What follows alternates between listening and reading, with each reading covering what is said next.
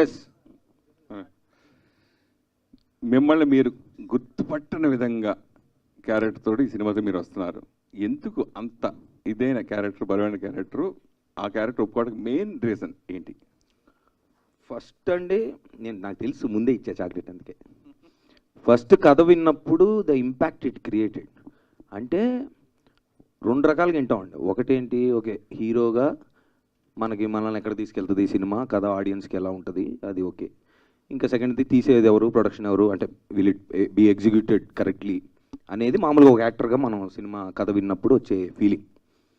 నాకు ఈ సినిమా కథ తను చెప్పినప్పుడు నా పర్సనల్ లైఫ్లో నా ప్రేమ కథలు లేదా నా లవ్ స్టోరీల్లో, నేను మామూలుగా మనం ప్రేమలో పడి తేలి మునిగి అన్నీ చేశాం కాబట్టి దాంట్లో నాకెక్కడో కథ వింటున్నప్పుడు ఇదేంటిది మనకి ఏదో చెప్తున్నాడు ఇతనని అనిపించింది.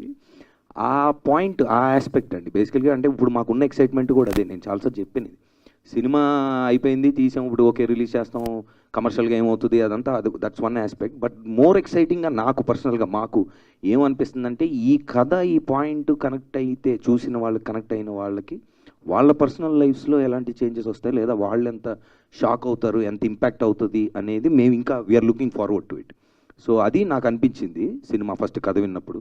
దాని తర్వాత అంటే ఓవరాల్గా తన విజన్ కానీ తను అంటే అప్పుడు నాకు పెద్ద అప్పుడే పరిచయం కథ విన్నాక. సో డెఫినెట్గా క్లారిటీ ఉంది, బాగా తీస్తాడని నమ్మకం ఉంది. ప్లస్ ఏం చేయాలి అంటే ఏం లేదు, ఒక 15, 20, 30 సంవత్సరాలు, 25 ఇయర్స్ ఒక సమాజం నుంచి దూరంగా, ప్రేమ లేదు అన్న భావనతో మనుషులకు దూరంగా కొండల్లో పెరిగిన వాడు ఎలా ఉంటాడో అలా తయారవ్వాలని, ఆ జుట్టు, ఆ గెటప్ అదంతా.